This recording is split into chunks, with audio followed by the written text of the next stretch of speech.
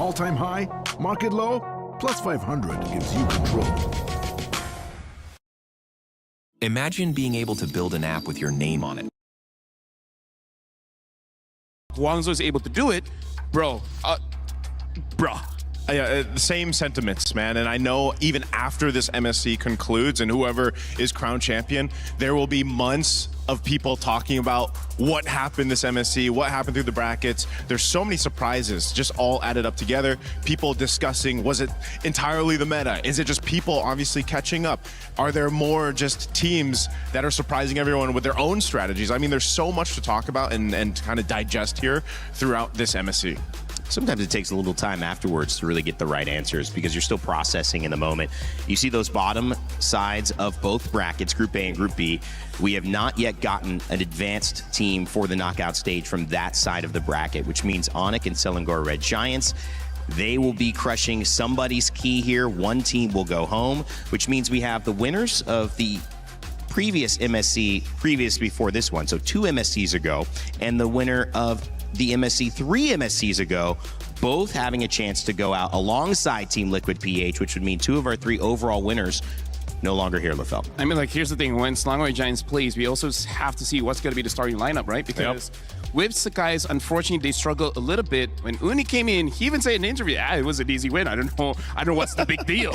You know? So I don't know whether he will be starting. It will be interesting if they choose that because Kyi so far has been performing. It's just that they lost against Aurora, but come on, at this point, Aurora is the top dog. For today, the matchups look like Team Spirit and Guangzhou Gaming starting us off strong with a must-see matchup. Pro Esports and Entity 7 will go on stage next, followed by Onyx and Selangor Red Giants, and finishing out our day, Team Falcons PH going up against Team Falcons Meta. So a Team Falcons moving on, it's just which region is being represented. If it was Team Falcons PH to go away, that would mean no Filipino representative in the knockout stage, right? For one of the first times ever. It's been a while since that happened. When was the last time that we didn't have a Philippine representative in the knockouts? Maybe M1. I'm trying to think M1, maybe? We have in the knockouts, just not in the grand finals. But yes. Like, imagine it's every grand finals now, not even knockouts? Yeah, that's actually, that'd be history in itself. Yeah. This is an incredible thing that we have witnessed. If you've been enjoying MSC, let us know in the chat. We've had all the memes. We've had all the fun. We've had all the funny cold opens as well. What else can you ask for? Great games? Well, we definitely have had those. Let's kind of get going on our matchup for today because to me, this is a big one. When you look at it, and if you have an idea of who you think is going to win, let us know. Because again, I told you Team Spirit going to be going up against GZG. So get your pick'ems in right now. We do them every day. They're open for this first match, but for all the matches. So make sure you get them in, I think at least 5-15 minutes before the match closes. And then you'll be able to see if you're right. And if you are right, you might be able to earn your share of $300,000. Who has gotten that right? Is what I'm wondering because if you were doing the pick'ems, true. I feel like anybody has just been basically shaken throughout this MSC. So good luck to the pick'ems here. But yes, this matchup, man, Lefel, I know this is going to be a good one. Just between what we've seen so far between Guangzhou Gaming as they make their way to the stage, but also Team Spirit. I think they were. Everyone was shocked about their loss against Team Vamos. So let's talk about Guangzhou, where day number 1, they played, they showed amazing mechanics. It's just that they don't know how to use their advantage. The second time they played, they fixed on that, right? And now we got to see, going up against Team Spirit, getting the advantage in the first place is difficult, but we saw Vamos was able to do it, surprisingly, from their side lanes as well as the jungle. So it's a tall ask, I would say, for Guangzhou to do it, but because Vamos could do it, and because so far, MSC, you really can't count anyone out. So if Guangzhou Gaming is able to win those side lanes, enter the jungle, we might get another upset. Could be a really interesting matchup. And of course, when you look in at Team Spirit, they have been called the gatekeepers to that knockout stage for a reason. But will they be gatekept from the knockout stage today? When you take a look at familiar names like Kid Bomba, and even the youngest player in this tournament, Zaur Egoist, at 16 years old, you've got so many highlights, especially in the jungle and the EXP lane, that things are going to fall on them. Now, let's take a look at their road to EWC to see how they got here and what they're fighting for.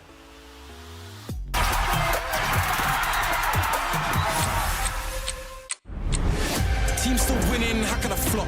On the rise and I just can't drop. I joined Team Spirit in the very first season and in MCC, and then we won 5 seasons in a row. Bridges burn, tables turn, highs and lows, gotta figure it out.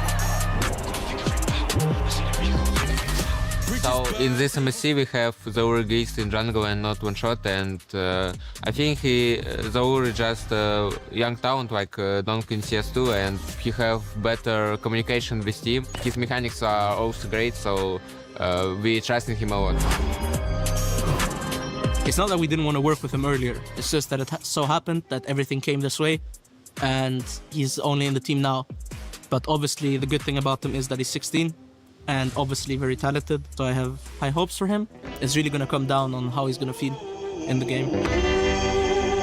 For Onyx Philippines, and a heartbreak for Team Spirit when they had the lead.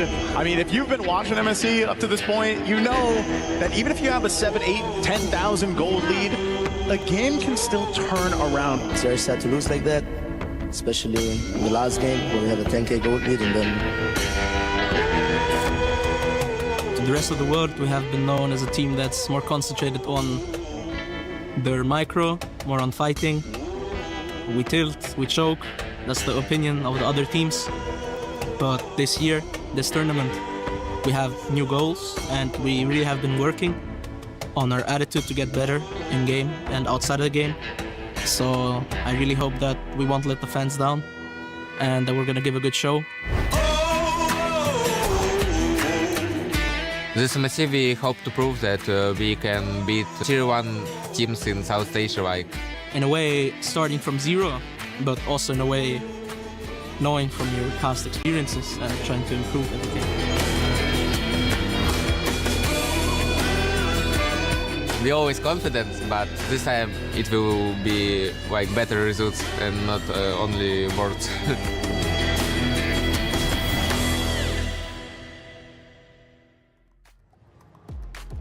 Well, Kyi still in hand and still alive at MSC. Better results hoped from Kid Bomba and the rest of Team Spirit. Is this the day that they get them?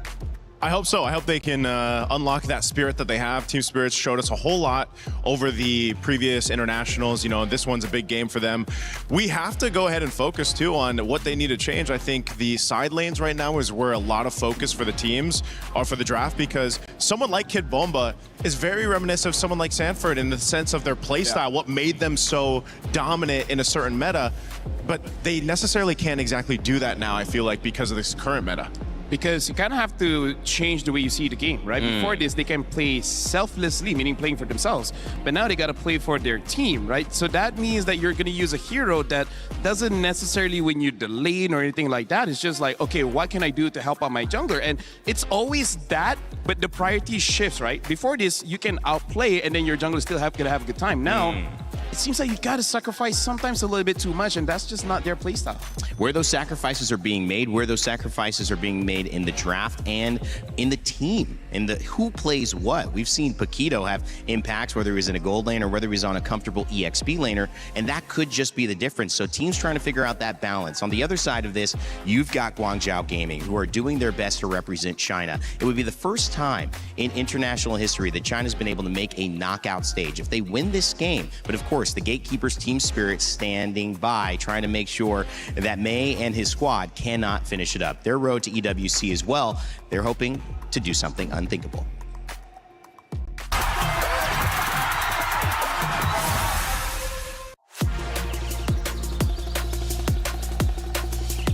刚到 Kyi D Kyi 这个战队，我被他从中国的另一个战队买进来，然后刚来到 Kyi D Kyi 就打进了 M7 的外卡。但我想，其实 M7 我们可以走得更远的，但是我们倒在了外卡的决赛，输给了我们的对手蒙古。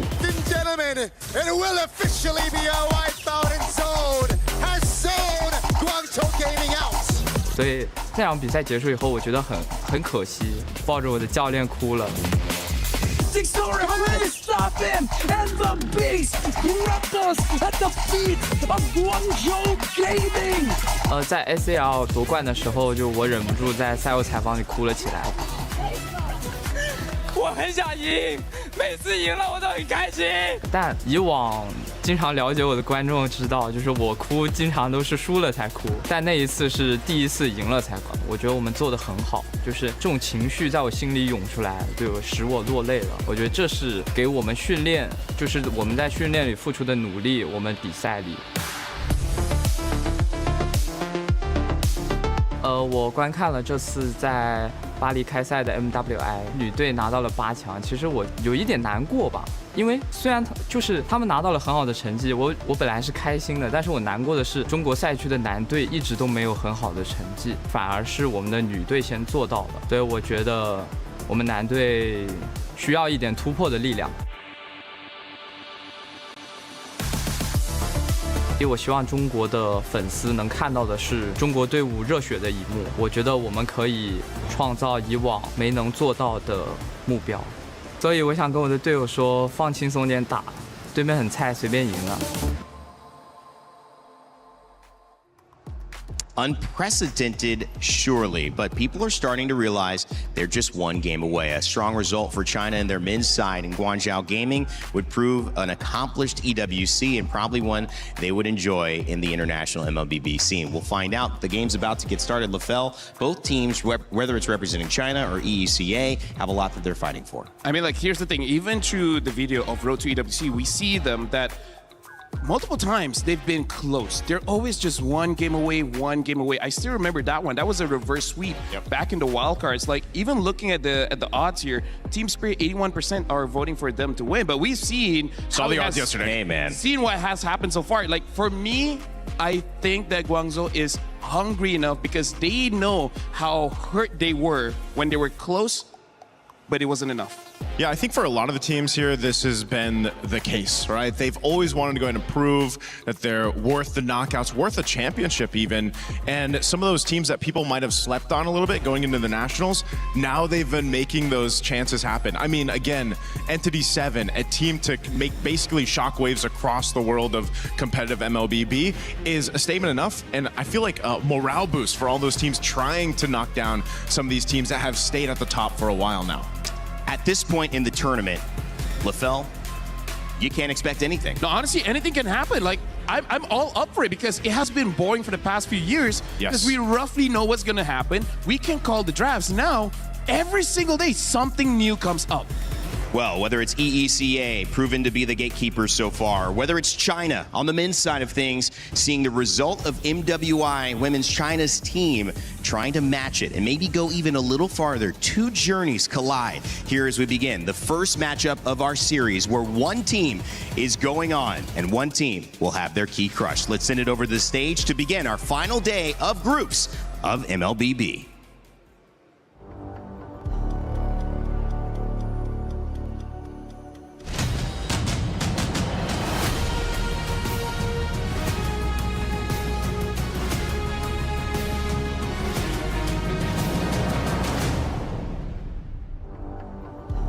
Yes, my friends, you heard it right. It is the last day of group stage here at MLBB MSC 2026. Crazy to think about. The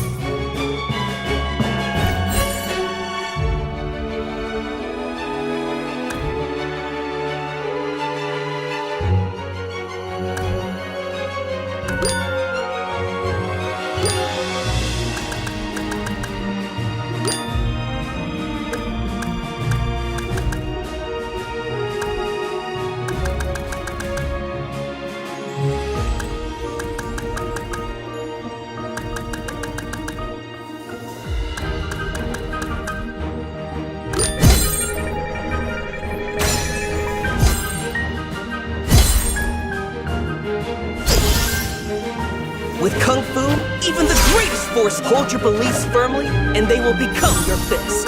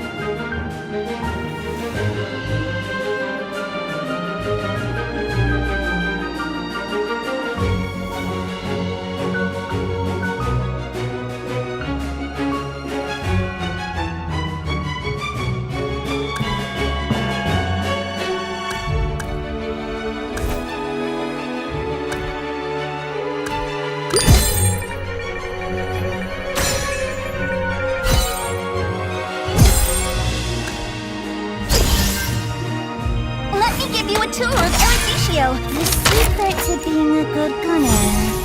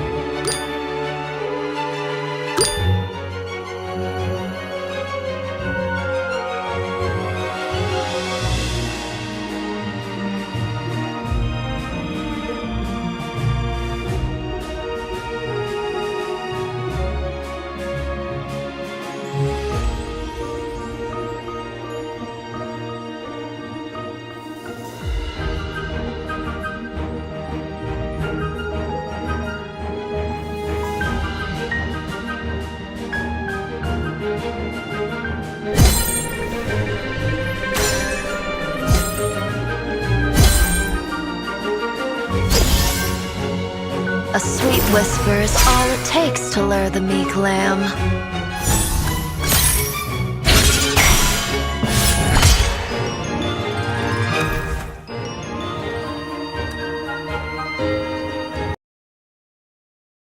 Of surprise results we have had so far in the tournament, and we're only MSC this year, it's definitely a roller. You're thinking Guangzhou might go for the tank jungle. Ends with one more on the side of Team Spirit.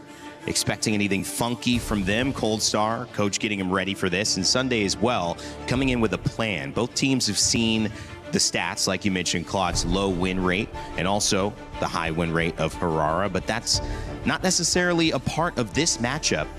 So far, some uniqueness. These last two picks going to mean a lot for both teams to see if they can get an edge.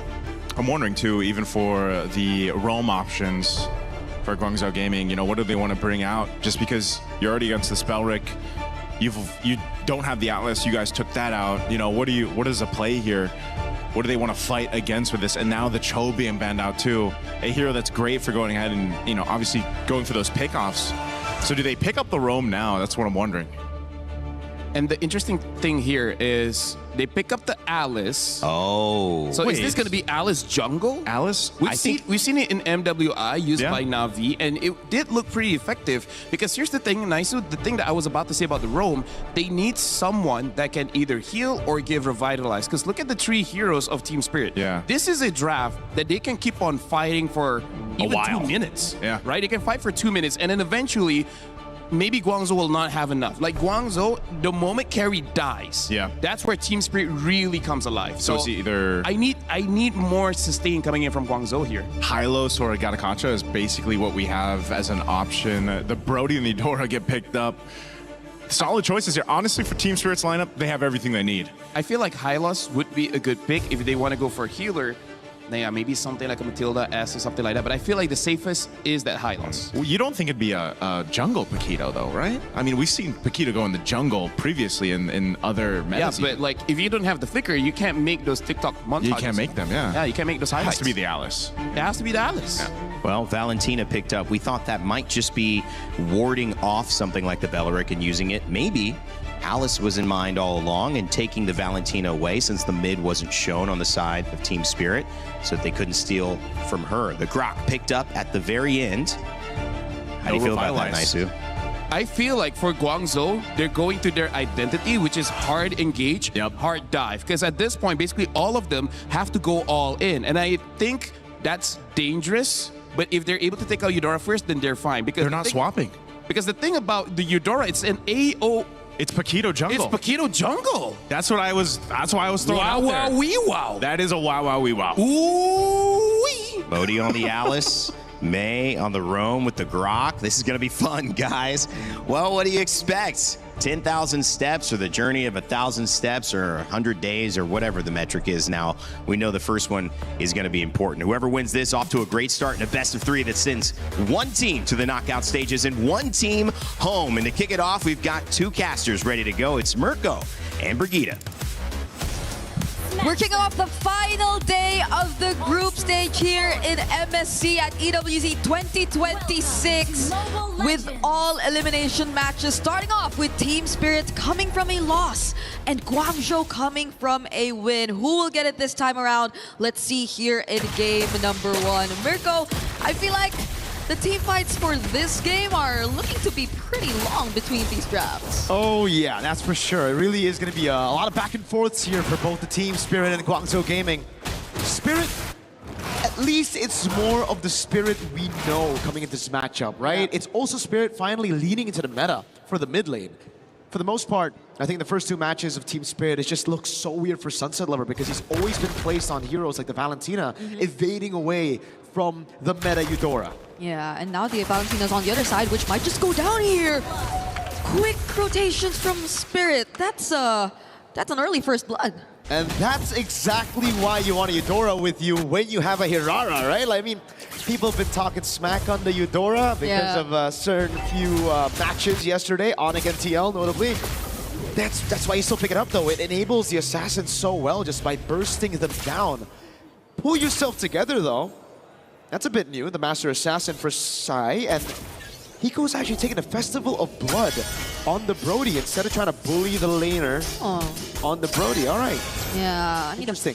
The fighter emblems were something we're kind of really seeing now in the gold lane, but I guess there's been a bit more sustain to be expected here for Hiko, considerably, as someone who could likely be targeted every now and then. There's just so much backline potential, honestly, from Guangzhou. If you take a look at their lineup, there's just so much ways for them to go for the backlines, even through either recall or, let's say, a setup from Modi on the Alice once again on the team fight later on. But let's see, it's the first turtle already up, and all 4 members of Guangzhou already positioned themselves up here.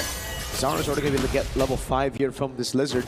Gets level 5, reset on the neutral objective as well. Side with the rotation first, clears out in the bottom lane, now into the mid lane he goes. Hiko's going to be late to this rotation, Bomba, falling star to the back, recall, still with the red tree, Zara nowhere to be seen.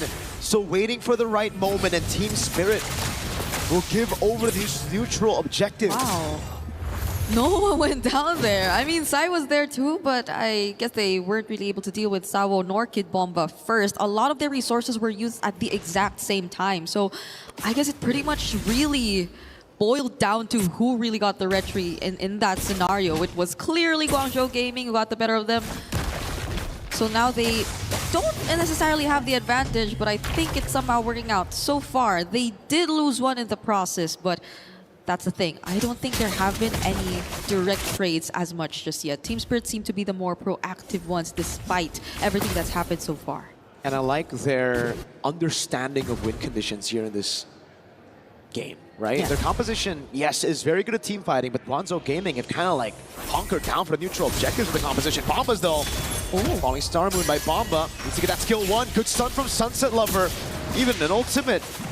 Zauer, already using a dash, won't go in on Xig. Knows there's a lot more lockdown that Guangzhou Gaming can provide. And again, for Team Spirit, it's all about just understanding the win condition and taking a chill pill, not going too crazy, building upon their already winning lanes and waiting for their mid-game power spike to hit. Yeah, and they have really great use of their resources as well, despite them occasionally having to use it defensively. And you know how they pretty much understand their timings and win conditions, as you mentioned. They didn't necessarily force a re-engage after that. They knew what had to be done, and they just wanted to protect each other and set up for the upcoming objective. As long as they don't let go of this lead, things are looking to be great for them, even if it seems like it's not that much at this point. But you need at least see that they understand their timings. So we see the movements right now. There has to be a very careful transition towards this objective because Guangzhou are controlling the mid as much as they can.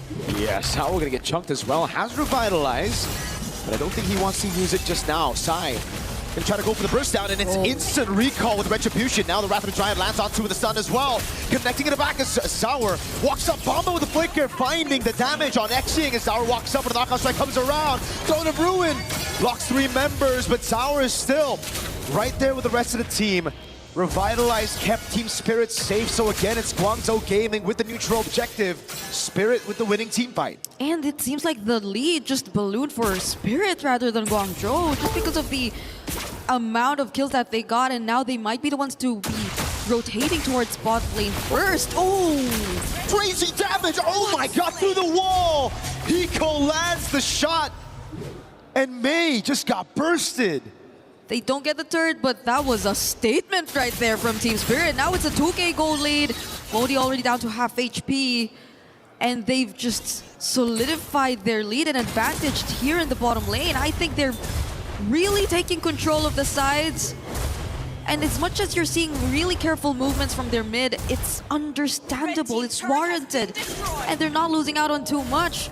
Zar Egoist, it probably isn't as the most aggressive hero just yet, but you understand that they're also waiting for the right timings for them to find the engage. And the sides are just doing a spectacular job at holding down this early game. And again, if you guys are still, kind of confused on how Eudora works, that Ball Lightning second skill, the stun, it has reduced magic defense up against opponents. So even tanky boys like Mei on the Grok, they're gonna fall, especially when the Thunder's Wrath comes around together with Hiko on the Brody, who's munching on turrets. There you go. Oh, Sawa gonna be initiated on Bomba, gonna be caught as well. Wrath of the Dryad lands though on all of them. Still the burst comes through. Both frontliners taken down for the turret up top as Sunset is able to get away. Trying to go for the stun right now as Zaur and Hiko will have to respect this. Guangzhou Gaming finally get on the board for kills. Yep, I was about to say, Guangzhou, it seems like their lineup has to be really up front. They have to close in their opponents. Oh no, Hiko. Okay, he's gonna get out of that. But at least for Guangzhou, every single time, that can be a problem for them, but that can also be something they take advantage of. The fact that they are very melee, they have to go in. If you see them synced up, then I think when they fight on their terms, everything works out. But when Team Spirit actually make use of these combos, you see the Eudora, you see the Hirara, the burst potential is there alongside even Hiko, then that kind of changes the tempo. Oh, hold on. You see the instant respect there. Sunset did not have the Thunder's Wrath up. Now it's back, but earlier it wasn't. Xing had to respect Zaur Egoist and Sunset Lover straight up with a flicker. And again, for Spirit, it's all about utilizing the space that they made with this composition through these individual lanes. Guangzhou Gaming, they've gotten a few picks here and there. They got the neutral objective, all three of the neutral objectives, but they're just not able to convert on any of the structural objectives, and that's why Team Spirit are the ones still controlling the map. They're the ones holding these positions. I feel like they do get the wins in the objectives. They start things off. They're the ones who actually engage against Team Spirit. But what happens after that is the question. They're not able to sustain or fight for long, as opposed to what we were expecting from them. Oh, hold on, Kid Bomba though. Flickers out of the barrier. That's gonna be the ball lightning. Now a Sunset Lover has to flicker out of Throne of Ruin. Sawo trying to look for the taunt now. Walks up onto Modi. Hiko's right there as well to put ton stacks down on Modi. But it's a slow game that Spirit want to play, and Guangzhou Gaming can't really force the issue, at least not right now. They're so careful. Spirit are just like so patient about this. But Guangzhou Gaming have baited out two big battle spells, right? Yeah. Sunset and Kid Bomba, they're very vulnerable to that instant engage now. That can be an opening. We're seeing the first Lord spawn here in this game. It's Spirit actually starting it out with Kid Bomba once again. Wow. Just trying to get the information. Yep. But that's not where Guangzhou are trying to come from. They will actually find a bit of their way through. Modi already taking hold of that push as well alongside Mei here in the right mid. But I think it's still tough for Recall. Recall has to have other people to tank either the crowd control or the burst damage that'll come from Team Spirit before he could just freely go in. And speaking of burst... Whoa, the taunt lands as well. Bomba trying to capitalize on the ball lightning. Magic reduce. Oh, Sawo in the bush. Finds the Wrath of the Dryad. Throne of Ruin and the flicker now coming down as Xing is able to walk up, and now he's going to get caught as well. By the stun, by the stack side with the pickup out to Zaur Egoist, but Hiko finds a trade in exchange. It's a 1-for-1 jungle for Rome. Guangzhou Gaming walking out with the winning trade. And that's the sacrifice they were looking for. Mei had to tank the burst damage, and that's when Guangzhou, alongside Modi and even Xing with the IMU Wrath of Dryad, decided to go in. Going for the re-engage against Team Spirit, and we're taking a look at it right now in the replay. That was a great two-man setup provided to us by Modi, but the follow-up from Xing, I feel, was really what made a big difference. And now Recall's free to take the objective. Uh-oh. Thunder's Wrath comes down. Guangzhou Gaming, they get the neutral objective and they back away instantly. Team Spirit are just getting outplayed around these team fights. I'd like to think that the way they bursted down Mei was probably to them an opening, because you take down one of the front lines, but it didn't work out the way they expected it to. Now it's a tier 1 potentially falling down to the hands of Guangzhou Gaming. Spirit are not even able to defend it up close. It's just Sawo and Kid Bomba standing in front of them. There's just too much threat of backline. Although Modi doesn't have the flicker, but they'll just have to give up on this tier 1. Team Spirit's structural advantage gone with one Lord. Guangzhou Gaming with a sweep on the tier 1s. Down below, mid, and up above, all gone, as Guangzhou Gaming will look to capitalize on this Lord advantage a bit more with the tier 2 up top. Xing, Bloodwings, Recall. With a bit of poke on Sawo, Bomba. Just 2 on the Falling Star Moon. Baits out the Wrath of the Dryad as well, as Mei is going to be able to look for the airborne now on Bomba. Sawo with the pit. Zaur Egoist with the iframe. Sawo going to be taken very low, bursted out. Now it's Hiko's torn apart memory. over. Now it's Zaur walking up as well. Hiko on the board with the stacks on the Sky Piercer. Zaur walks up, but he cannot chase. Guangzhou Gaming instantly with the retreat after losing their XP. Sunset doesn't have the Thunder's Wrath. They lost out on so much turrets. Guangzhou Gaming, the way that they've been playing this, at this point we don't really see any lead between the two teams anymore. They've closed out the gap that's been existing, and we're looking at the replay just now.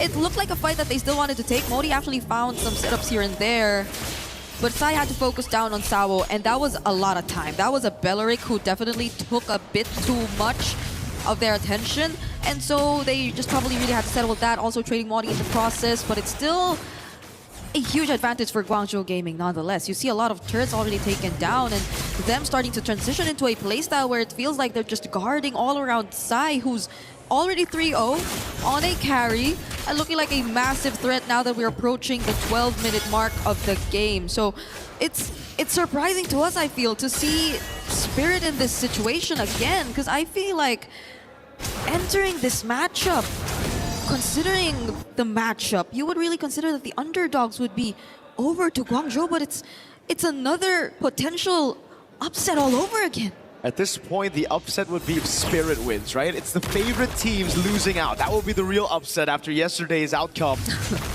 Oh my god, I mean, you're right. Guangzhou Gaming also have great scaling now. Team Spirit are gonna have to look for those creative angles. Sawo again with the opening. On the Revitalize on Belleric, though, you just lose out on so much proactivity, right? I agree. It's just all about reacting to your opponents. It comes down to Bomba making the plays on the Esmeralda, and that's certainly very difficult with a carry on the hands of Guangzhou Gaming. Yeah, it's like hopefully Sawo lasts long enough so that they can find some other angles around the team fights as long as Sai has his attention on him, but that's the thing. Will their targeting change? That's the ultimate already used by Sunset Lover. But a flicker burned out by Yexing.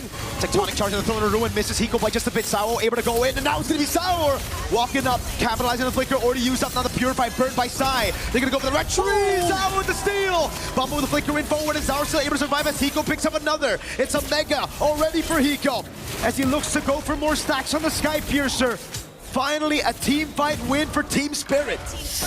Guangzhou still wanted to fight that, even though Team Spirit clearly already took down one. And we're in really great position to go for the contest. No one was really watching out for Zarigo. His recall too, I feel like he was kinda split between having to fight back and just focusing on the objective. Oh, the damage, yep. You could see it already, especially through Sai. That burst is nothing you can ignore, man. For Guangzhou Gaming, they really gotta be decisive with the plays. One wrong move from main, you can see the punish instantly. You need to find these tech charges on these vulnerable targets. Yep. If you miss it by just a pixel, which happened earlier, Modi couldn't capitalize on the tech charge. Sunset on recall with that burst, forcing him to back away. Now it's a 4v2 up top as they're trying to get this base turret down. But Spirit will respect Guangzhou Gaming. They've built up the lead back to where it was all the way in the early game, and they're going to be happy with that. Whoa, Berserker's Fury for Hiko on the Brody. Okay, as I was saying, I was supposed to say, Guangzhou, at least you saw from that last team fight their understanding of who needs to be targeted in this current part of the game, right? It felt like they were just trying to focus down on Hiko. That was a setup attempt from Mei. There was follow-up from Modi. But Hiko was just a bit too quick to react as well. The fact that he is already 4-0 as well is not looking as good with the Malefic Gun pickup and the Sky Piercer. I think he is going to be a bigger problem right now for Guangzhou.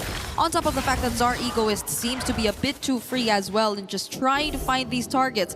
Right now, Guangzhou, we understand the idea, but the execution has to be more precise. If they really want to go for Hiko, they got to land those skills. And if they don't land those skills, Zaur, I mean, even if they do, Zaur can just go untargetable. That's one, right? Yeah. But if they do get him, Hiko's a big problem now. I'd love to see the items. Berserker's Fury. What? You do a bit of true damage now, so I guess it's good for the shred on these very tanky boys up front. But usually when you want to shred, you go for like DHS, right? So I'm wondering what the Berserker's Fury is all about. I'm gonna have to catch him later on and try to ask him about this Berserker's Fury. Yeah, we've seen a lot of interesting choices here. Oh, but that's Conceal. Winter Crown pickup available also for Modi. But I think there's another Conceal coming in too. All right, just Conceal for Conceal there, a trade already. Good damage on Modi. Bottom lane, slow pushing for Mr. Hiko. Great for Team Spirit. They know Guangzhou Gaming can't send anybody down below. They're gonna have to stick, and that means this base turret will be the next forced error for Team Spirit against Guangzhou. Okay, at least Xing has the Wrath of Dryad again, but they have to layer their skills really, really well. You see the buffs already on Sai. You understand what they're trying to play around, but it's a burst from Guangzhou. They're gonna go straight for it. Throwing a Ruin, lands on nobody. Wrath of the Dryad from Sawo. Now it's a stun, and the Sky Piercer goes through. He bursts him down. Recall with a Retry Witness. Now Sawo walks up and he dodges away from the untargetable already. Sawo enemies of it all. Sunset walking out. Hiko with a jump again. With a double already. Jumps on side and gets bursted down. Oh my goodness! Before he gets shut down, he finds the last hit with a fadeaway. Recall all alone against two. Zara with the chase is Recall. Gets into the bush. Zara with the chase again. He doesn't have the stacks, but he's going to be able to walk up with a killing spree again. It's Sunset with a walk. Sour gets the killing spree. And they get rid of the last member of Guangzhou Gaming. Oh my goodness. I think we have to see that team fight one more time just to understand the entire sequence and process. We take a look into the replay, and yes, the Throne of Ruin didn't land, but also we saw the exact same scenario all over again. It was just Guangzhou trying to deal with members of Team Spirit 1 at a time. It was Sawo first, but even Sawo, it took a while for him to go down, and all the while they were trying to burst down these front lines. Hiko was just there. He was just throwing out all these long-range basic attacks, and no one from Guangzhou was ready to answer back. Did you see that damage? No wonder he went Berserker's Fury. It was the True and the Sky Piercer. True damage from Berserker's Fury and the Sky Piercer working in tandem. Executing Sai with a quarter of health with one basic attack.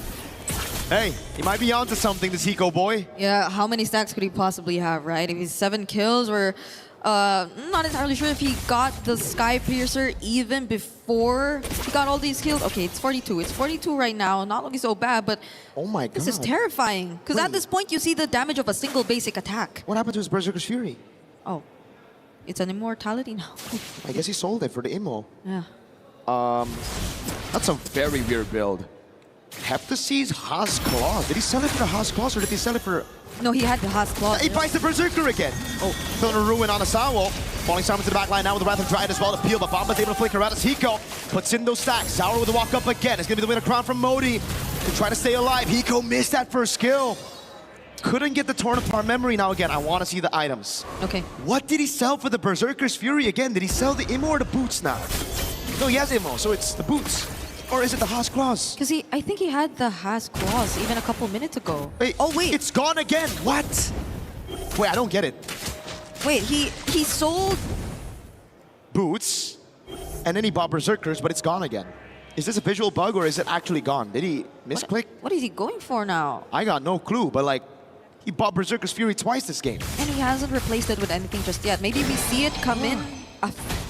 Maybe in a bit. I am so confused.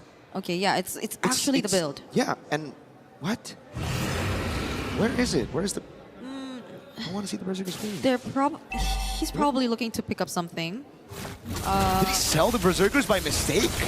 Oh god. Oh, he sells it for the win of nature. There you go, Sawo. For the walk-up burst down on Lore, straight up with the carry and Team Spirit. Yep. We were too busy with the items. Maybe Spirit was as well. Yeah. Guangzhou, I think the game plan worked this time. The fact that they went for Sawo first, but that was when they were off guard. They were caught off guard. Spirit were not able to respond. They were not ready, and they just barely had their members nearby to actually engage in a full-out punish against Guangzhou. So the moment that they were actually able to take that pick off, that was such quick movement from Guangzhou. 20 minutes into this game, we still don't know what the next pickup is going to be. The Immortality gets swapped with the Malefic Gun again for Hiko. Okay, I think there's a bug there because he also bought With a Nature, but it just shows 5 items. Oh, there you go. Okay, there you go. Okay, so he's had the Berserker's Fury.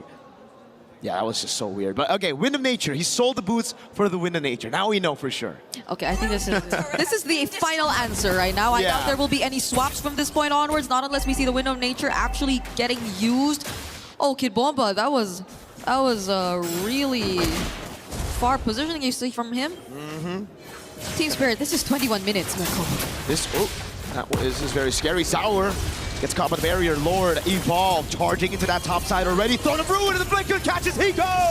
Oh, he just gets wiped instantly! Side bursting him down. Sour gets caught by a tech charge. Time to perfection. Sour bursting down. Bomba and Sunset left to defend against an Evolve Lord. Guangzhou Gaming strike first.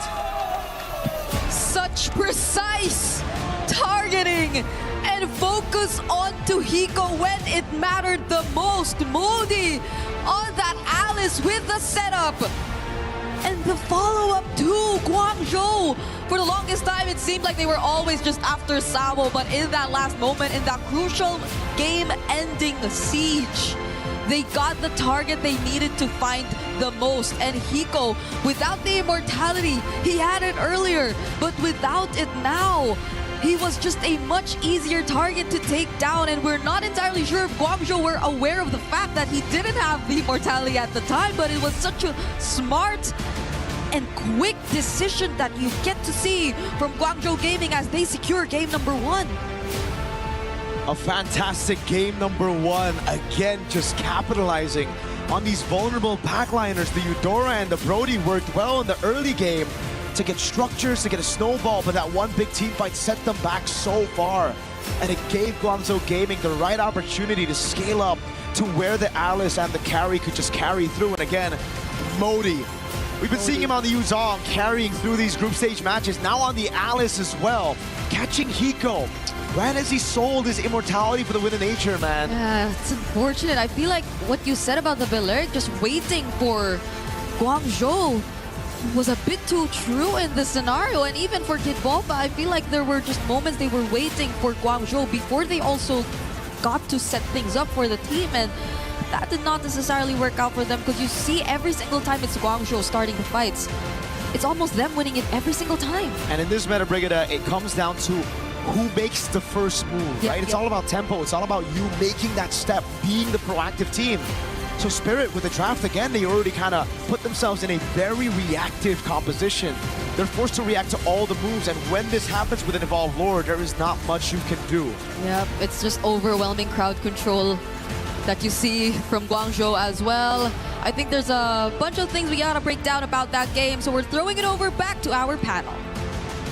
Thank you, Mirko and Brigida. One of the exciting things about seeing these moments is that you see different regions have their opportunity in the sun to shine. And when the lights are bright, it seems like GZG have answered the call. Welcome back to the desk. I'm Rain Day, joined by Naisu and Lafell.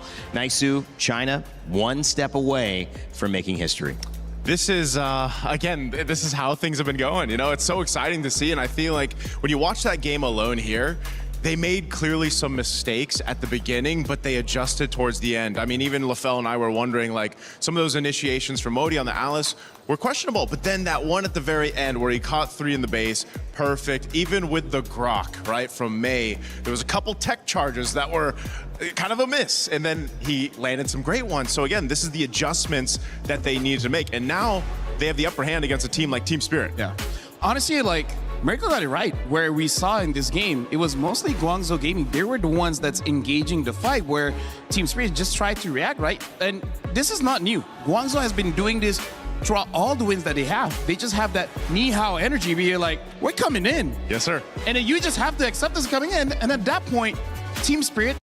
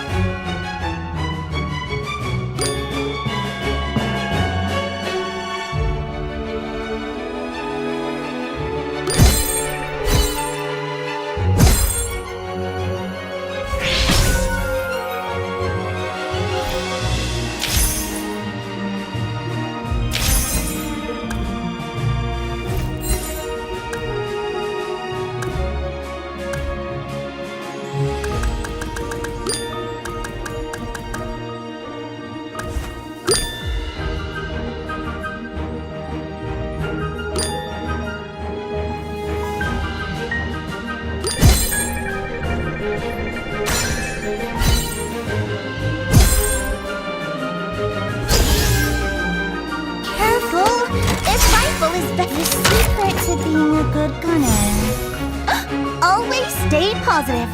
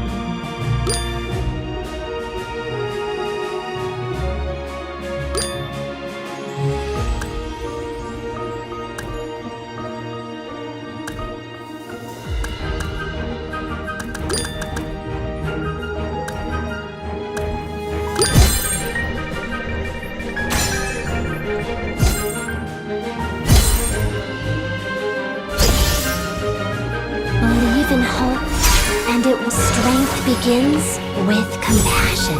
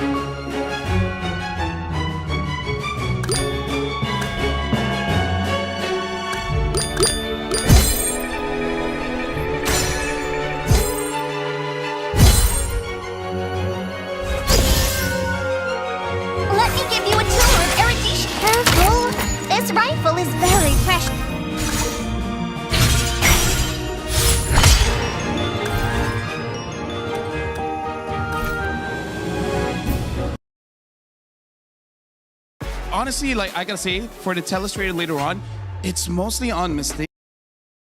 Oh, that's us. Is there at least in the EXP? I mean, like, I guess they can pick up the Alice again. Oh, the Belleric, yes, is still open. And you can technically flex that if you want. Rarely do we see Belleric being in 4th pick, though, right? Yeah. Usually the first 3. I think that's because the Valentina kind of worked against that. And I think they warded off, so it's like, why prioritize that? And I think it's been smart. Is there at least in the EXP? I mean, like, I guess they can pick up the Alice again. Oh, the Belleric, yes, is still open. And you can technically flex that if you want. Rarely do we see Belleric being in 4th pick, though, right? Yeah. Usually the first 3. I think that's because the Valentina kind of worked against that. And I think they warded off, so it's like, why prioritize that? And I think it's been smart. I'd have to say, though, right now the draft does look a bit difficult for the Cho to actually get a good kick in. But, hey, you know what? If you're here in MSC, you should be able to do it. Right? I think anything's Pick a target and then grab it. Ling's still available, but is like the hype on Ling fallen? I mean, so much. Obviously, Paquito's going to most likely jungle here, or actually EXP here, right? Yeah. And so Harley picked up. Well, this will tell us if it's going gold or not. So it's going to be EXP Barrett's, and then it's going to be that gold lane Paquito. That's why I was saying, you know, he's 3 roles basically that you can see the Paquito go to. So that's the game plan here for Team Spirit. They really want to burst a member down, get an upper hand in terms of numbers. Maybe we'll see Paquito mid.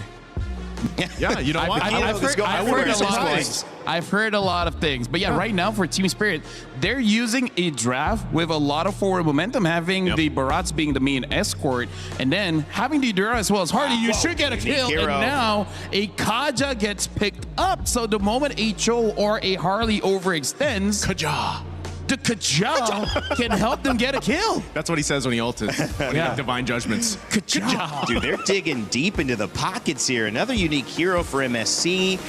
I can't wait to get an official count on what that is. We're aiming towards 90. We still got like a week to go, so plenty of time.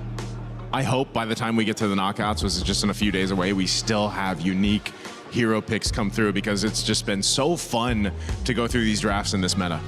It is a blast being here watching MSC live in Paris, France. For those of you watching online, let us know, who are you leaning towards? You might have favored Team Spirit, but now Guangzhou Gaming's in the lead with one more game to go potentially. China could be moving on to the knockout stage for the very first time. And to kick off game 2, let's send it back over to Mirko and Brigitte. Thank you very much, Rain Day. And indeed, we have a lot of surprises to break down here as we head into game number 2 between Team Spirit and Guangzhou. I'm looking forward to hear Mirko say the Kaja later on. No. You're not? They got it wrong. Kaja doesn't do Kaja when he ults. He does a... It's a whip. Okay. And I hear you do the Barats ult all the time too, so maybe we're expecting... Oh God, it could be... Yep, 2. Could be... And...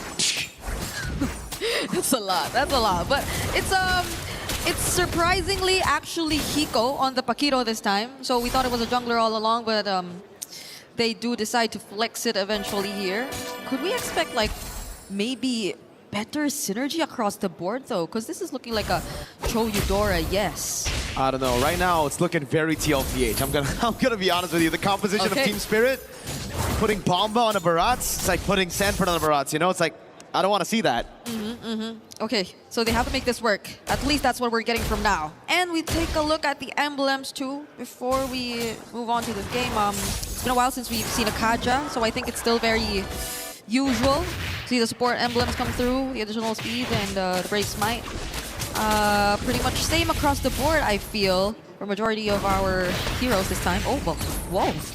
Also putting Hiko on a Paquito. It's like putting Paquito on Teddy. Oh, okay. You're still talking about that, yeah. I mean, it's the same side lanes as yesterday. It's crazy, actually. It does feel kind of the same. And I feel like TS are also in a sort of same position wherein you're just really expecting a bit more from them, but it's been a struggle ever since game number 1 to just coordinate. I think like it's weird to see Spirit in this kind of position, but hopefully they work things out this time. We are seeing a more aggressive laning phase from them, to say the least, here in game number 2. Oh my God, the Thunder's Rat straight up! One-shots, May. No, right now, first blood over to Team Spirit with a neutral objective as well. Yep, a much better start. We can say that for Team Spirit right now, that we're looking at the way they've executed the first 2 minutes of the game. Laning-wise, it's been very aggressive for Hiko, and at the same time, you see better coordination from Sao and Sunset Lover, which I think is something to expect because you're not on a Belleric anymore, so you could just be as aggressive as you want. And Mei! Ooh, the deadly magic didn't land on Mei, thankfully, for Guangzhou Gaming. SOD goes wide. Oh!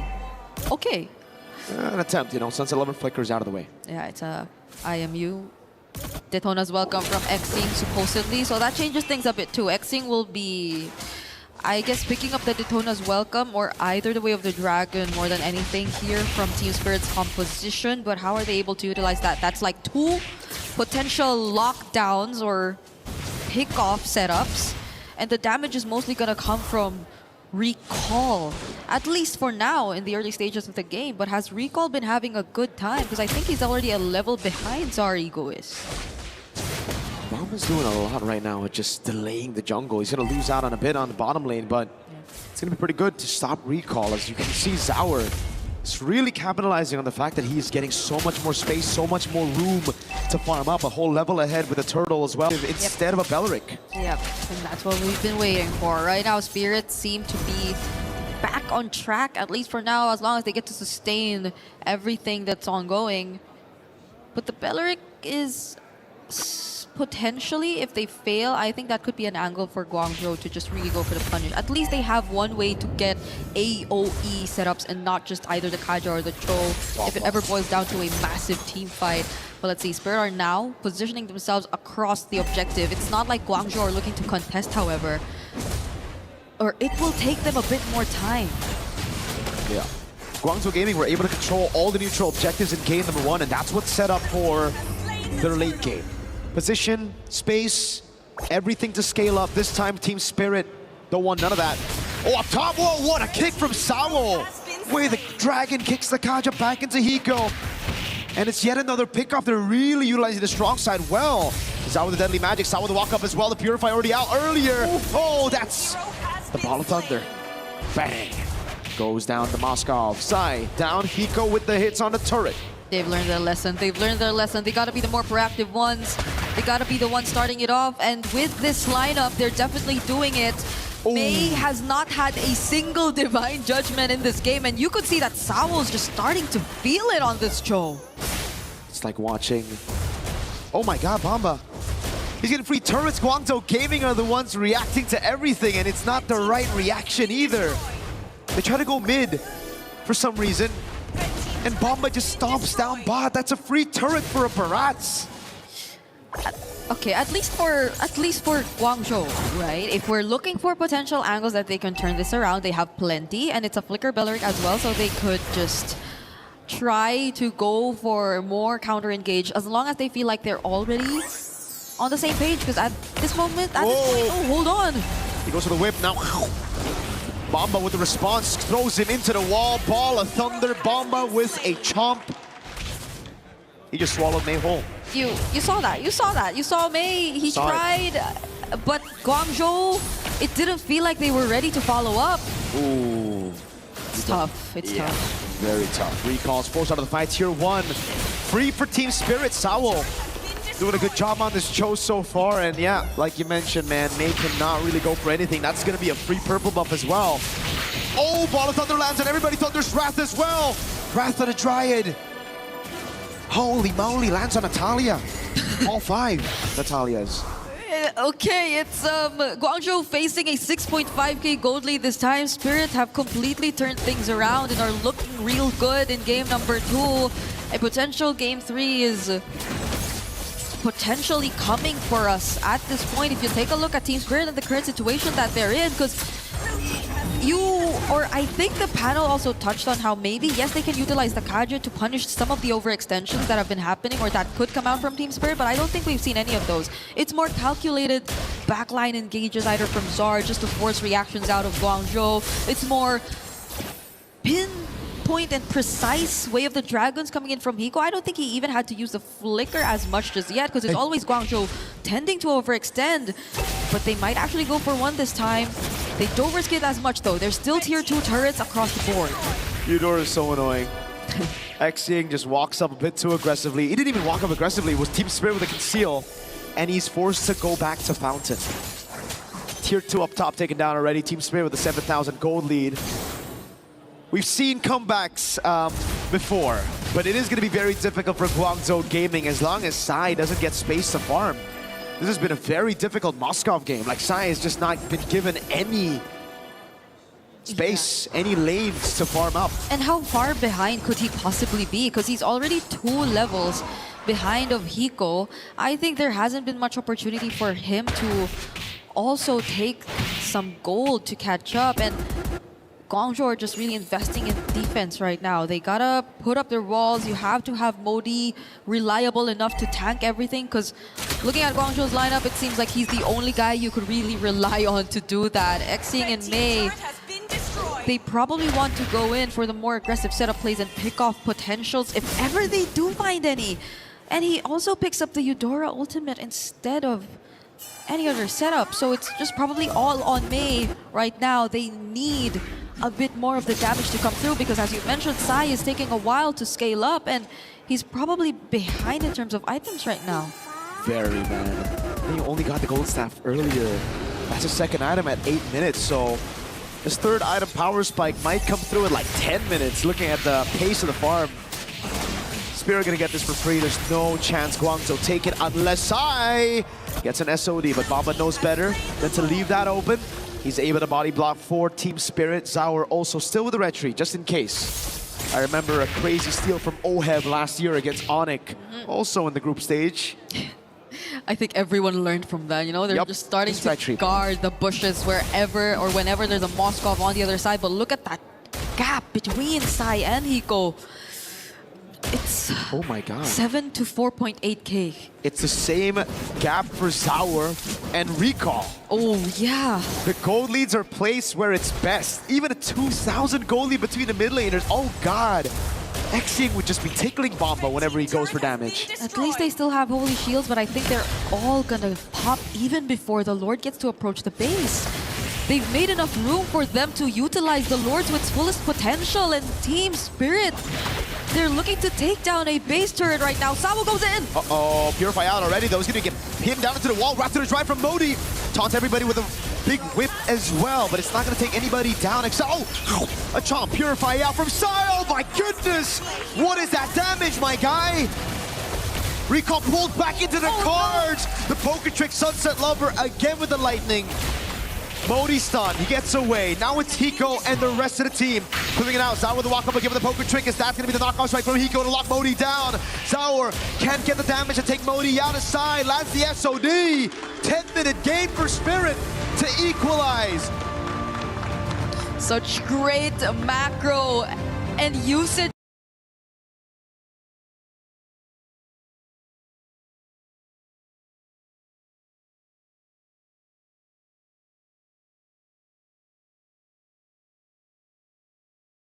As well, of course, we are on the cusp of a new patch coming in next month, but we are already sitting at this current patch as well. So if you want to understand a bit more the meta, you want to see how the pros do it here, right? They will have a lot of stakes that they are fighting for. Now we are at the grand final. So this is for all the chips, for all the eggs in the basket here, but going to remember what went on yesterday as well, right? Yesterday, well, it was a massacre of a showdown. Group A and Group B of the semifinals. It was a total massacre. We had ultimate synergies, ultra synergies coming in from both sides. And looking at yesterday, the man of the match himself, Tron, walking away 500 USD. Man, oh man, his Freya opener at the start, it caught us off guard. Yeah, absolutely. And I think, you know, a lot of other players have also followed in his footsteps with the Freya, but I think he found the most success. We also have Q-Snake, who came in with a win of his own, but obviously one of the biggest highlights was Insomnia, making the greatest 1 HP comeback with the Nana, hitting the 10 Kishin and robbing Q-Snake of his win, and making sure that he also locks in the grand final slot. And Insomnia continues to tear it up, right? But I think even for Durbin, overall, with that showing us the 3-star carry being the solution to the 6 bruiser Exorcist Yuzong. So I think, you know, with the time that these players have behind the scenes to study for today, especially those who have qualified for the grand finals, I hope to see a bit more of a shakeup, especially for Group B. Mochi was consistent the entire way. Yeah, Mochi consistent in Group B as well. Him achieving that ultra synergy, the nonchalant look on his face. He treats everyone like an equal, right? You can see from the calmness that he plays the auto battlers, he is not very emotionally invested. Meanwhile, Ban, our biggest spoiler when it comes down to playing the game of MCGG himself, he will deny your build. He will make sure your cheese builds, your poison builds doesn't work. And of course, we have the other Indonesians, Mozi as well, taking out Starboy Go-Go, Rage. Sadly for us, we won't have any Malaysian representatives, but Starboy Go-Go does make it into that grand finals. And looking at the leaderboards right now, board ranking, win 17 and lose 11. Tron, man, yesterday just proving the power of that Kishin lineup, but now with the Exorcist built in as well, right? He was going for the Kishin lineup at first, rotated towards that Exorcist, proved him to be stronger because he got that 3-star Yuzong. Then at last, he managed to find that HP recovery at the end that led him to the win. Yeah, it was quite the round as well, quite the match, because he has the Veil to help him get the pieces that he need. But it was the Healing Fountain that really kept him going for the 3-star Claude. And at one point, he almost hit a 3-star Ruby if the game just went on for a round more. But his counterpart on the other end with the Popo and Koopa win, it's going to be none other than Mochi with that 10 Kishin Ultra Synergy. Basically getting all of the emblems. You guys 2 from a Magic Crystal, 2 from the Go-Go card, and 1, I believe, from the auction shop or the carousel, and even hitting a 3-star Lunox and Vexana as the icing on the cake.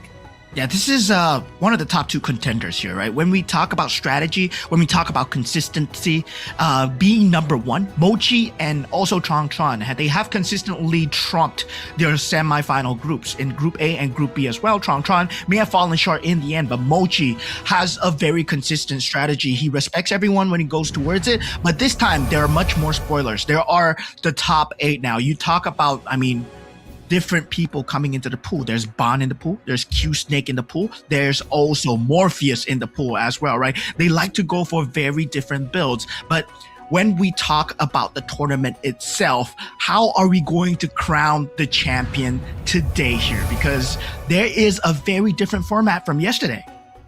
Yep, and of course we do have slot allocations for every single region leading up to today. Yesterday was the semi-finals. We have 16 players that we split into 2 groups, and then from both groups we look for the top 4, which will accumulate to 8 players that will be playing right now in the grand finals. And like you said, Mo Man, the format is going to be different from the semi-finals. We are no longer just looking at the cumulative points or who has most points at the end of the finals, because the only way for the finals to end is if someone fulfills the condition to win the finals and then actually wins a round after that. Yes, and taking a look at the conditions that will be coming in right now on the screen. So for the finals itself, every point win counts, right? 8 points, 7, 6 as normal that we followed, but this time we will have a point champion. So whoever reaches that 18 points qualifies for the championship round, and this will be highlighted as well. So if they win the next match after they get that 18 points, they will be instantly crowned the champion of MRS Season 6. And wow, to be crowned the champion of MRS Season 6, there is a lot of prize money on the line. This time, the prize pool has gotten way bigger, not just in terms of overall prize pool itself, because the grand finalists, they will be walking away with $10,000 if they are crowned the champion. Round winners, they get $250 each. The second place, they only get 20%. Third place, $1,500. So everyone is fighting for that champion place.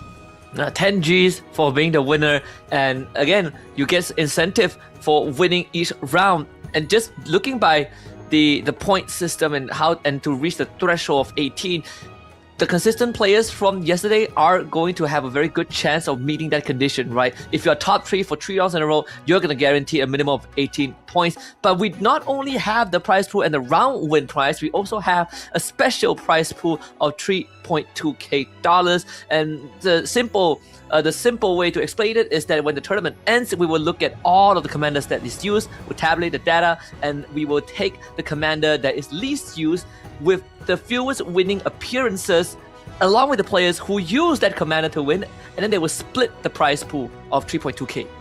Yeah, and going back to the players, right? The people that are playing the game of Magic Chess Go-Go themselves. We have the representation of Indonesia being the strongest so far. 3 players, Insomnia, Mozzie, and Mochi coming in from Indonesia. Tron all the way from Canada representing the Americas region, and Morpheus coming in from Myanmar as well. Q-Snake from the Ukrainian EECA region. Ban from the Vietnamese region. Starboy Go-Go coming in from the Cambodian region itself. So very strong representation. We got all the previous championship regions coming in. If you think about EECA being that Go 1 winner, Q-Snake is in contention. We talk about MRS5, Shadow QC, his teammate AOT Ban is here, but we talk about the West being in contention as well, right? So this is the man to watch here, Tron, the monster of Group A. Can he stand up against Mochi's defense here? As Ban, I mean, I gotta say, Ban and Morpheus, they're dark horses, right? Their region is not known for performing until they're in that grand finals. The Vietnamese,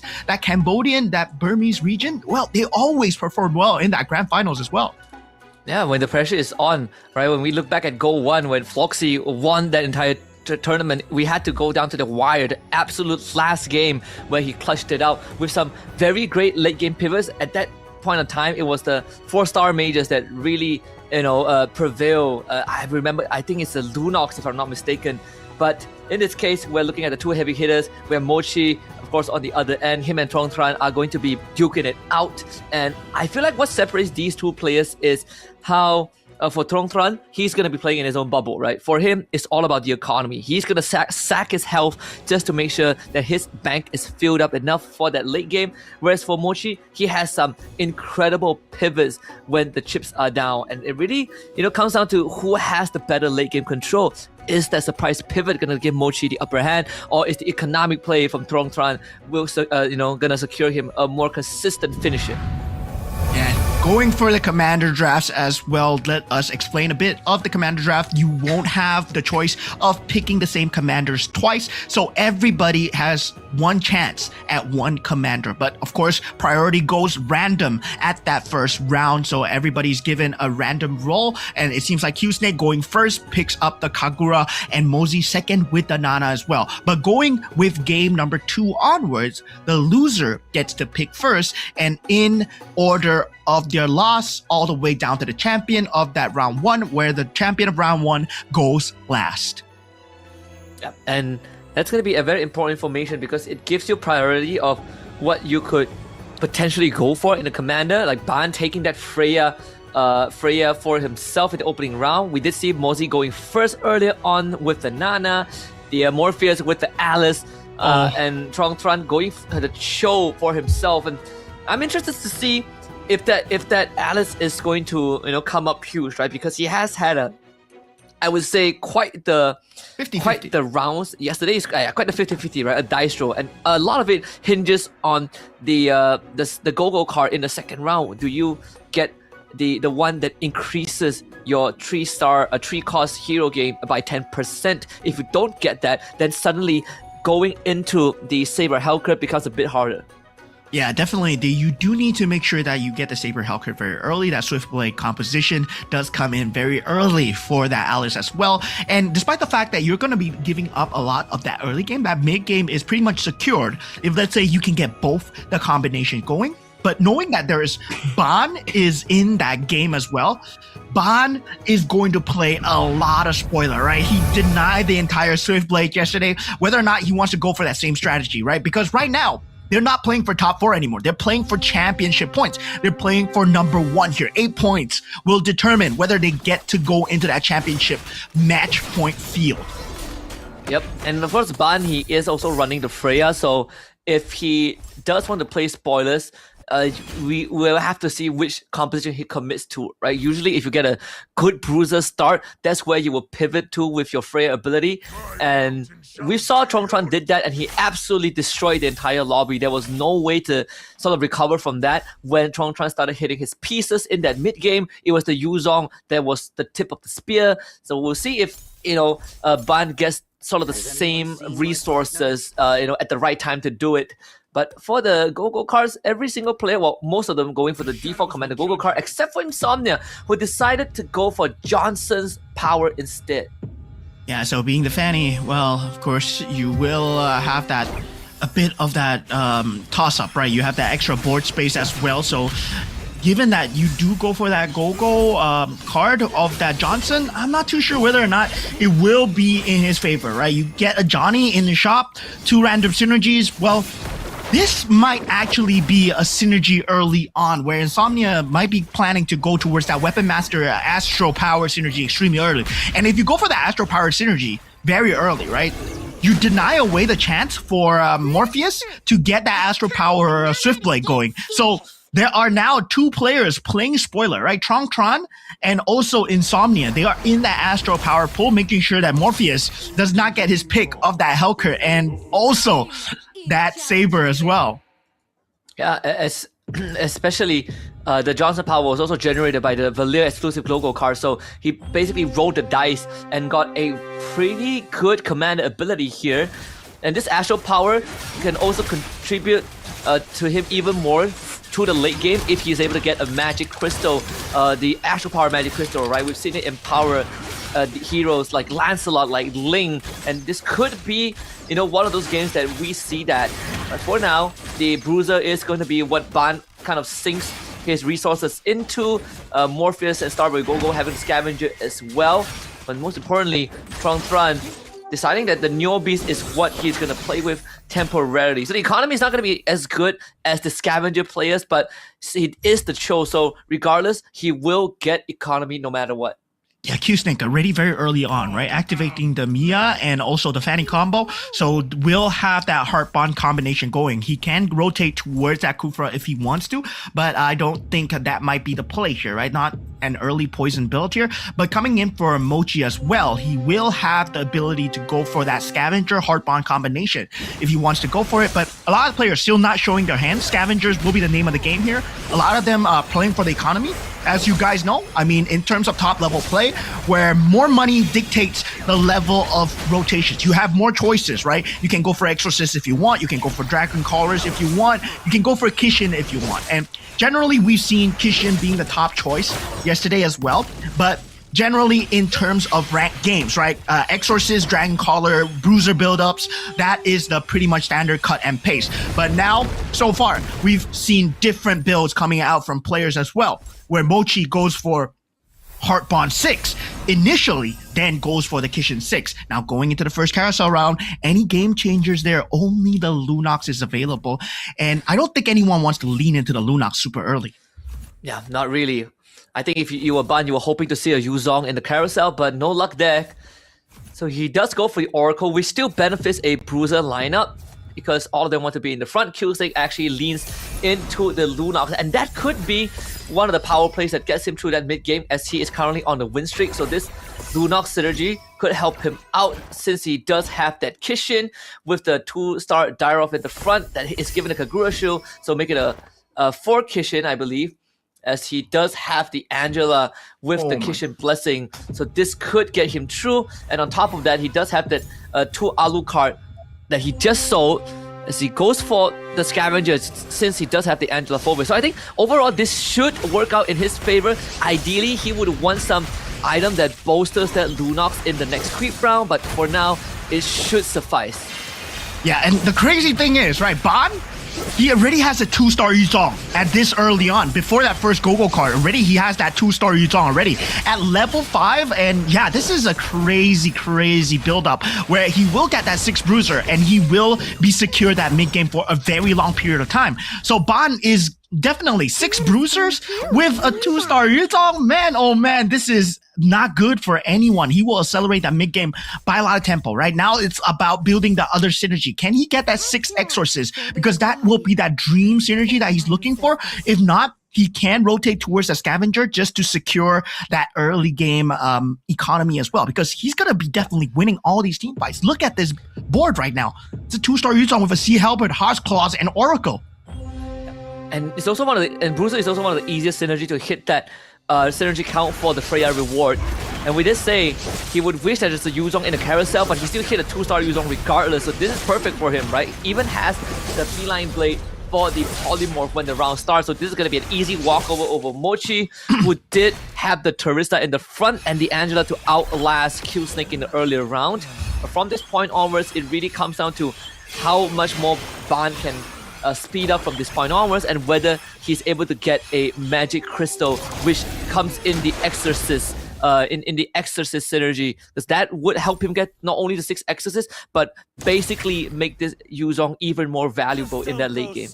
Yeah, definitely. For Ban, the name of the game is to get that win streak going, because if you take a look at the board synergies coming in, right, as we look at the go-go cards coming in as well, there is 3 Neobeasts with a lot of scavengers throughout the board. Ban, the only one not opting to go for scavengers. He will go for scavengers. He does have the pieces, but only during the creep rounds. But look at that extremely early crystal pickup coming in from Ban. It is the Defender's Badge and a Gato Kacha as well. So he's not going for economy badge. He's going for the straight up tempo. So it looks like a Bruiser Defender build coming out from side of Ban. Yep, very frontline heavy, and this could be good as long as no one is opting for that carry, right? Like that carry is going to be the biggest counter, the biggest answer to this. So far, we haven't seen any of these players pick it up. Most of them are leaning into the Bruiser. 2 main Bruiser main comp, Q Snake and Ban. Q Snake very understandable since he is running the Kagura, but there can be a pivot angle later on.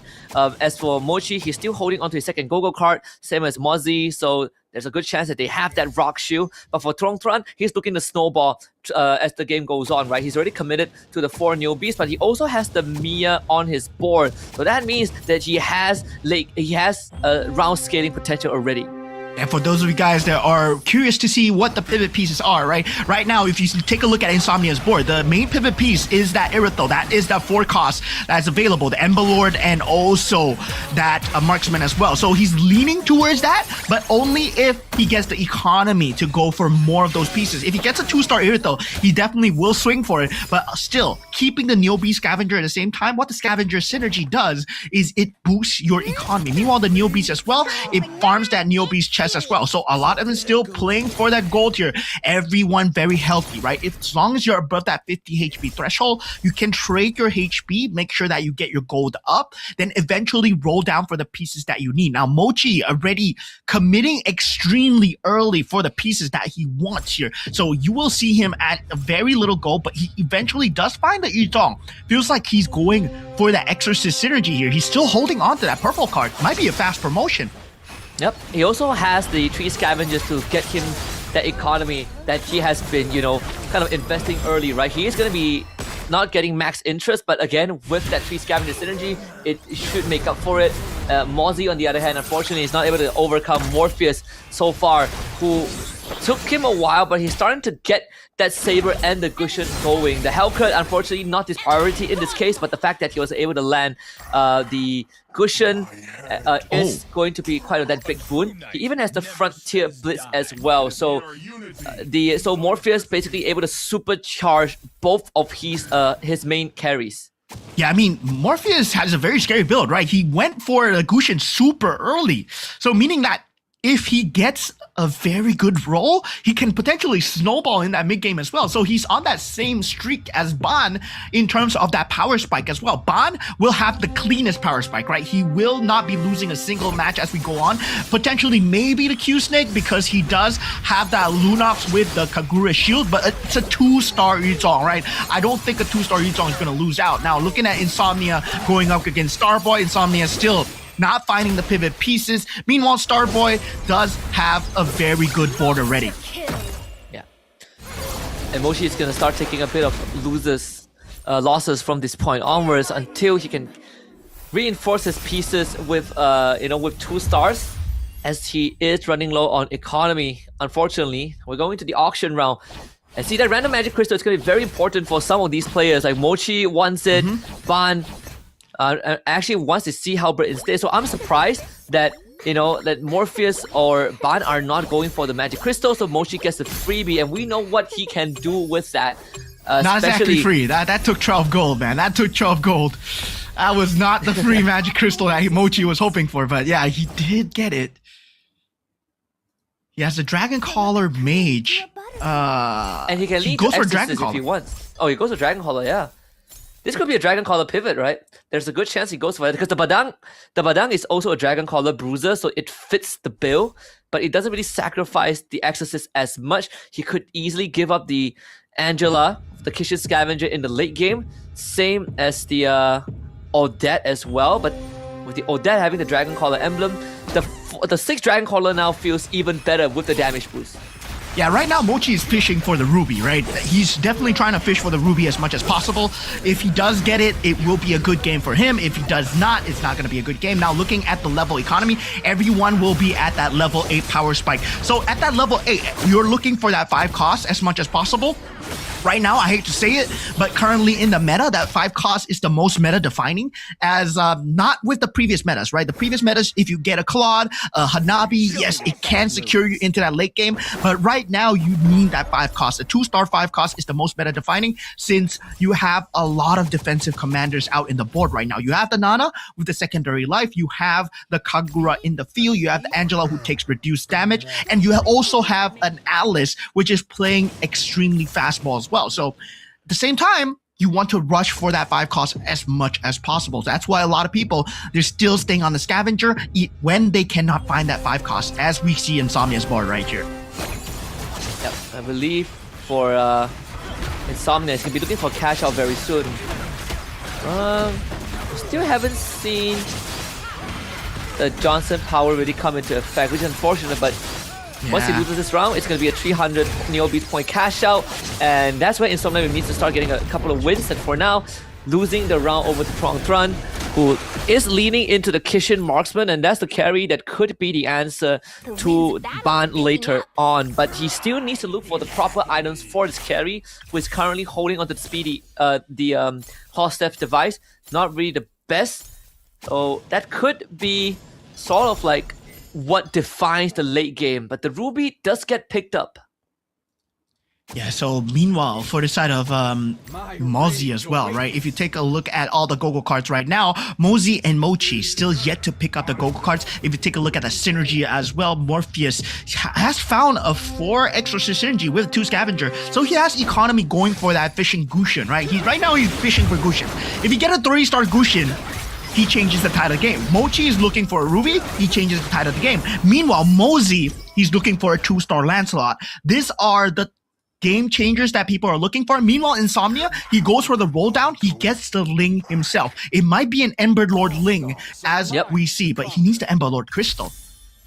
I think he had it, right? He got the Ember Lord Crystal. I assume it's from the Neo Beast cash out, the 300 plus point cash out. So, and he has a second Ling already. Now he found the 3rd one, and he gets the Swift Blade activation. So 6 Ember Lord, 6 Swift Blades. That's the exact power spike that we are looking for from Insomnia. So now he's in a good spot already, and since he's the Fanny, he can bounce that Link into the pool, which means that there is an angle for 10 Ember Lords if he can somehow get more crystals. He even has the Oracle in play, so that could bolster his front line down the road. Yeah, Insomnia has a crazy power spike right now, but looking at Mochi's board, 6 Dragon Caller has been found, but with a 2-star Ling of his own.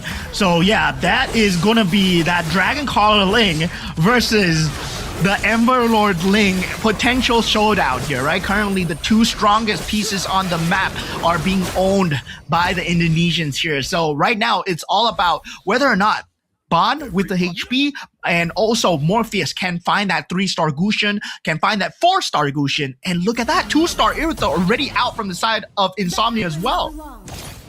Insomnia is having a very good time, and casually has that Badang for the 2 Dragon Caller. And right now, between Insomnia And Mochi, whoever goes down, is gonna free up the Ling for a potential 3-star Ling this game.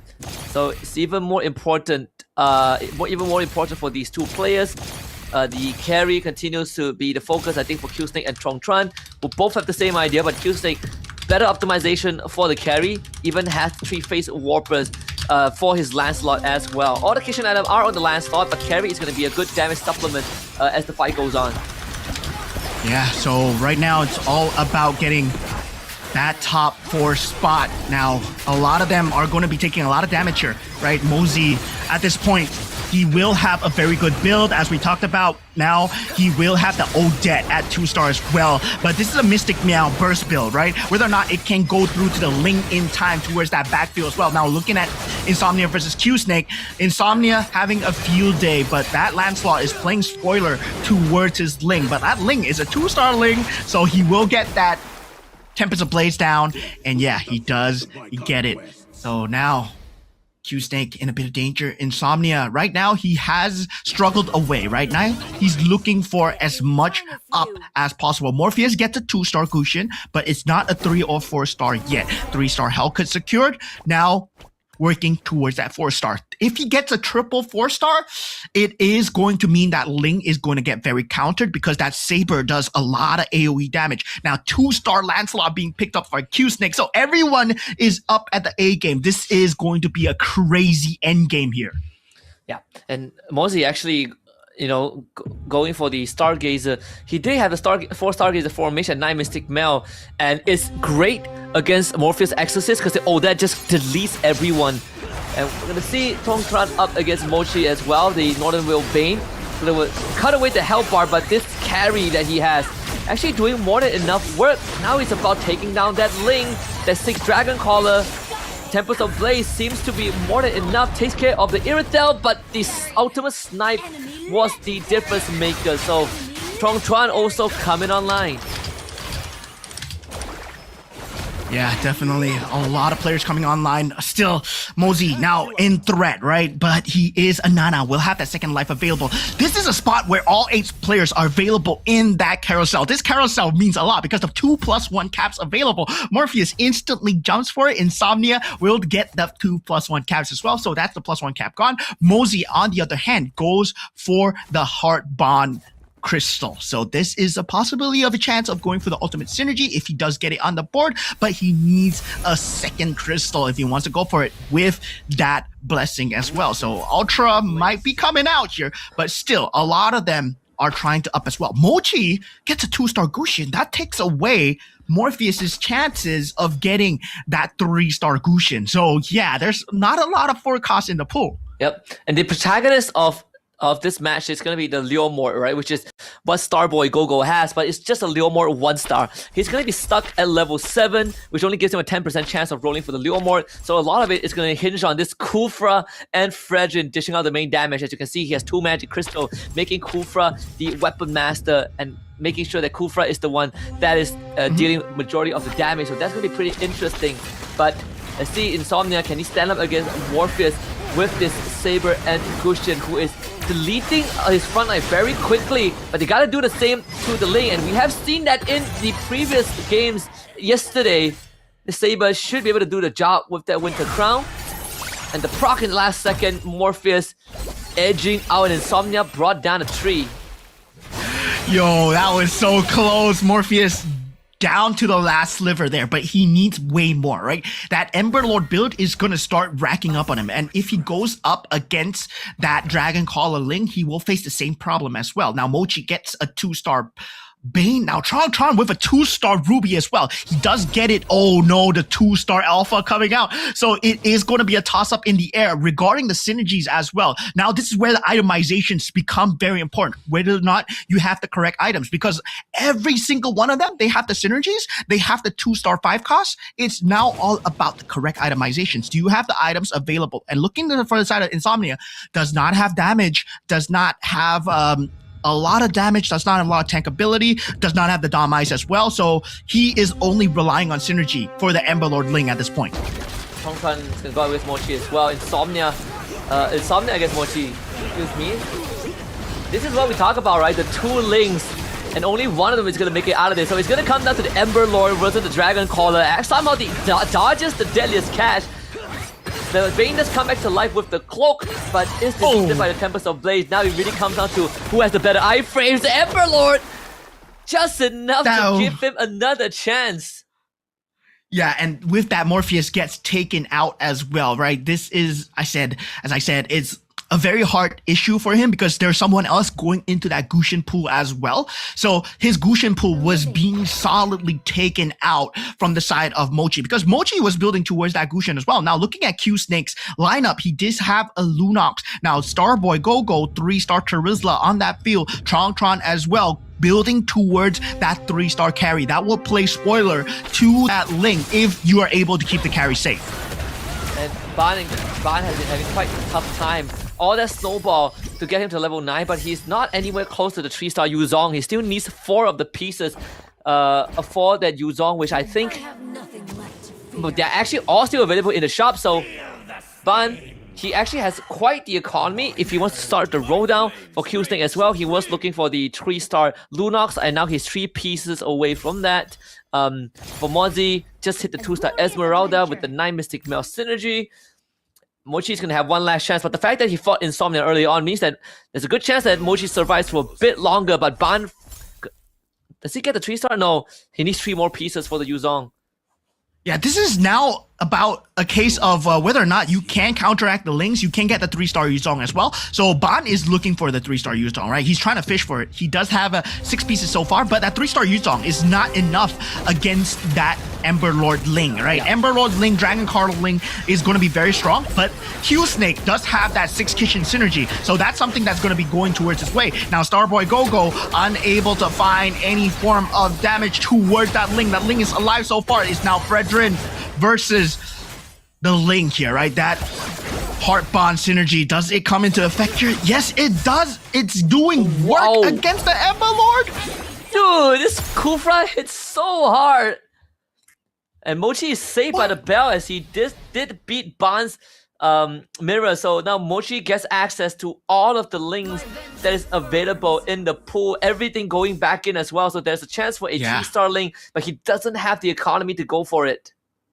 And that means Ling is back in it, right? Ember Lord is now back in the pool as well. That was a crazy move coming out from the side. Oh, man. Oh, man. That Starboy Gogo. He's playing a crazy game. Ban, he found a 3-star, but he needs 1 more goal. Yeah, he can't sell anything. He's going to sell the Kagura. Yep. Full commit. 4 bruises, 5 exorcists. 5 exorcists? Is it enough? This is going to be very close for Ban. It's a gamble. And it's against Strong Tron, who does have the Leslie. And this could be a mistake. The Leslie couldn't wipe his board here. Yeah, I mean, now it's all up to the Phantoms, right? And he does not have the damage on the Phantoms to deal it because he does not have the 6 Exorcists.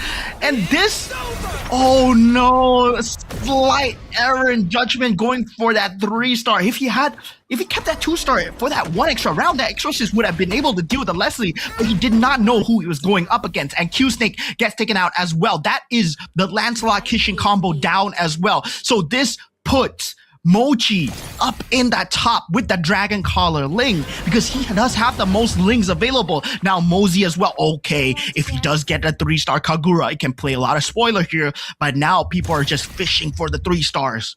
Yeah, the carry 3-star almost coming through for Tron. He needs 2 more, and just now we saw Ban as well, hands on his head, because again, just a fatal mistake there. Does Strong Tron roll down? We know that this guy is very confident, right? Like, he could be sitting at 1 HP and chooses to not roll because he's that confident he's gonna win. And this is one of the rounds where it could be everything. It's him against Mochi as we have Mozzie against Starboy Gogo. Yeah, Starboy Gogo still playing this build. I mean, this build has been impressing me, right? Putting that Seal Halberd on that Kufra, but it's not an end cap build, right? It's gonna be suffering against that magic damage coming out from the side of Mozzie. This Fredrin is not gonna be dealing enough damage. I'm surprised it did so well against the Ember Lord Link, but eventually is gonna cap out. This is not an end game build. And Mochi actually gets taken out by Trong Tron here. So Trong Tron's Mystic Meow build is actually doing a lot of work. I'm thinking that the positioning of the Leslie was just on point. Now going into the carousel here, that +1 cap being picked up by Tron here. That's important. Okay, Starboy Gogo is capped. Yep. This is important for Tron because he's playing Mystic Mel, right? So there's one more synergy that he can unlock if he can find the right pieces. But it's all about that carry. Can he find that 3-star carry? He's going to start the roll right now. One more piece is all he needs. Does he completely roll down? That should be the play here. He's so close to 3-star Esmer, 3-star carry. He'll start getting rid of his board. And he finds both of them. Both 3-star carry and Esmer. But he goes for the Esmer instead. Sells more for carry. Gets the Brody in, but no. But the Mystic Meow synergy does get cut down. Yeah, I mean, at this point, right, 2 4-stars versus a Mystic Meow synergy, I would take the 2 4-stars any day. Mosey gets a 3-star Ludox as well. This is going to be a crazy matchup here. And yeah, this is anyone's game, but the Odette already tearing out that front line. The Ruby's doing so much work here. This carry, man, this carry versus the Lunox. Wow. And Lunox, sadly, with no Winter's Crown. That Winter Crown could have changed a lot of things. Itemization matters here as Mosey gets taken out Tron with the last-minute switch. Yeah, and the mirror, Starboy facing Tron's mirror, they gotta somehow get rid of this Esmeralda, but with the Heart Bond and the Angela, they should be able to do so. So Starboy survives for one extra round. Okay, man, this Kufra Fredrin is something else, and he also has a Leomord. He's also holding on to Leomord as well, but Tron, he has 13 gold to try and build back up the synergy. 6 Dauntless. Guess that $6, 4 Marksman, 7 Mystic Mail. They should do it. And this is actually perfect against Starboy Gogo's Heart Bond comp because he has thickened blood. As long as the carry stays alive, then the carry would be the one piece that gives Tron the win here. Guys, take a look at Starboy's build, right? This is a crazy build. This is a build that is not in the encyclopedia. This is through pure instinct alone, where you put the Weapon Master synergy on Kufra with the Heart Bond synergy, making sure that he stays alive with the Alucard at the back. So he's got a throwaway unit. At the same time, the Kufra is just tanking up that front line. Meanwhile, that Heart Bond synergy is consistently going to keep that Kufra alive, but it's not doing enough against Tron at this point because the placement is slightly better. That carry has not been dealt with, but he survived till top 2. This is not a place where Starboy Gogo survives till top 2. So Tron, congratulations, gets the $250 from that round 1, and he does triumph in the grand finals with 8 points so far.